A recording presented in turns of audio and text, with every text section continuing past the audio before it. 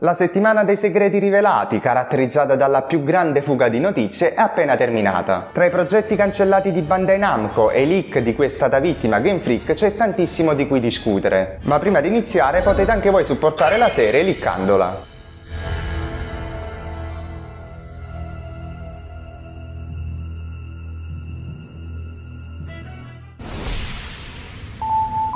Martedì 15 ottobre è stato lanciato Neva, un'opera dagli stessi autori di Gris. Questo progetto, accolto calorosamente dalla critica, si distingue per la sua eccezionale direzione artistica che costituisce il suo principale punto di forza, trasformando ogni scena in un'esperienza visiva straordinaria.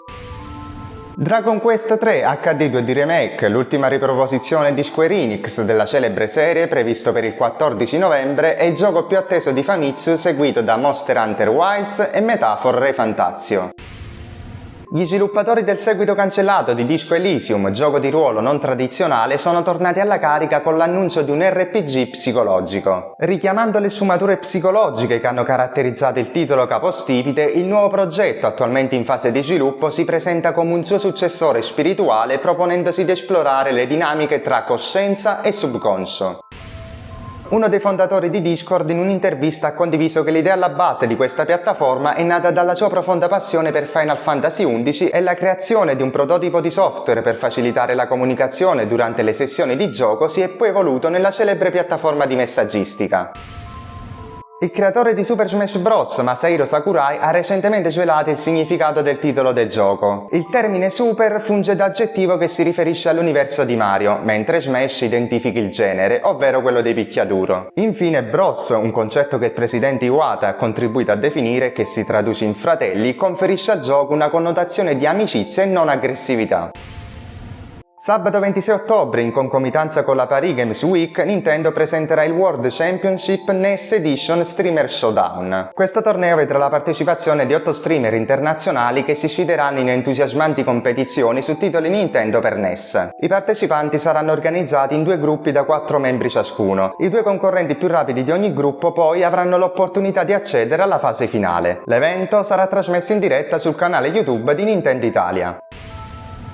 A partire da giovedì 24 avrà luogo il Nintendo Playtest, un'opportunità per esplorare una funzionalità esclusiva di Nintendo Switch. Personalmente auspico la creazione di un social network Nintendo, similmente al Miiverse utilizzato su 3DS e Wii U, possibilmente integrato con un sistema di ranking che premi il completamento dei giochi attraverso i trofei. Anche se, poiché Nintendo ha consigliato l'utilizzo di una connessione LAN, è probabile che questa nuova funzionalità sia basata su un innovativo sistema cloud. E alla luce delle vecchie indiscrezioni che indicavano come la nuova Switch possa non supportare nativamente la retrocompatibilità, questo potrebbe rappresentare un approccio per garantire la fruizione dei giochi di Switch. Alla luce della storia di Nintendo nutro alcune riserve riguardo alla retrocompatibilità con GameCube e Wii. L'azienda è ben consapevole di quanto sia vantaggioso continuare a rilasciare porting e remaster a 60 euro ciascuno, come è già avvenuto in questi anni, a meno che non opti per l'introduzione di un nuovo livello di abbonamento per il Nintendo Switch Online a un prezzo superiore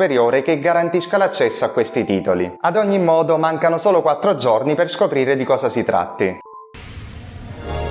Passando alla notizia principale, Bandai Namco sta affrontando una fase buia e difficile, caratterizzata da tagli al personale e dalla cancellazione di diversi progetti in stile anime. Tra quest'ultimi, quello che suscita maggiore interesse è un importante progetto previsto in collaborazione con Nintendo. Inutile dire che questa notizia ha fatto subito impazzire la rete, portando addirittura Xenosaga, un gioco vecchio più di 20 anni, in trend sui social. Un evento pazzesco che dimostra ancora una volta quanto sia hardcore la community dietro quel capolavoro di serie. Infatti l'unico legame tra Bandai Namco e Nintendo, che si allinea anche con la direzione anime intrapresa nel secondo capitolo, sembrerebbe essere il primo progetto di Monolith Soft. Quindi non vedremo mai il remake di Xenosaga su Switch? Prima di approfondire la situazione è utile tornare al 2019, un anno cruciale durante il quale il general manager Katsuhiro Arada rivelò che il progetto inerente al ritorno della trilogia era stato considerato ma successivamente scartato perché non avrebbe generato abbastanza profitto. progetto. Da allora la situazione è cambiata e mi sento di dire che il successo di Xenoblade potrebbe aver agito da catalizzatore per la riesumazione dell'opera. Ad oggi tutti gli indizi portano a pensare che Xenosaga possa davvero arrivare su Switch, ma rimarrebbe ancora la questione del progetto cancellato, che sembra contraddire tutti i riferimenti espliciti e non di Takahashi negli ultimi anni. Tuttavia è importante notare che il progetto di Namco potrebbe non essere direttamente collegato a questo. Infatti esiste un altro titolo di grande rilievo che ha visto una collaborazione tra Nintendo e Bandai Namco, che è stato anche il protagonista dell'ultimo Direct. Il titolo a cui mi riferisco è Metroid Prime 4, che prima della sua cancellazione e di ritorno nelle mani di Retro Studios era in fase di sviluppo proprio presso la Software House. Questo scenario suggerirebbe che le possibilità per un remake di Xenosaga rimangono ancora vive e che potremo ricevere aggiornamenti a breve.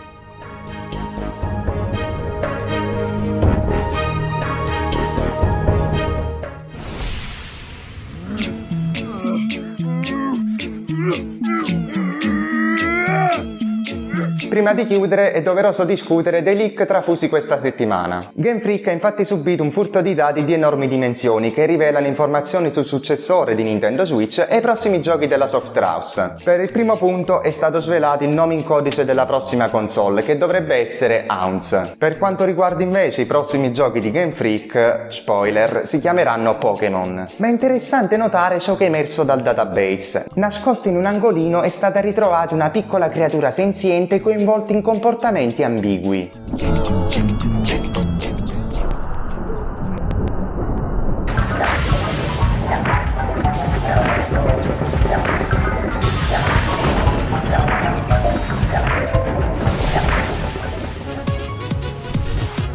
Sta giungendo al termine anche ottobre e risulta sorprendente che Nintendo non abbia ancora annunciato Switch 2. Date le circostanze attuali, nutro dei dubbi sulla possibilità che tale annuncio avvenga entro la fine del mese e in generale fino al 4 novembre, data di uscita dell'ultimo gioco importante di Nintendo Switch, Mario e Luigi Fraternauti alla carica. Intanto vi invito a seguirmi su tutti i miei social, dove oltre a rimanere aggiornati trovate tantissimi post divertenti. In attesa del mio prossimo video, ciao e buon gaming a tutti!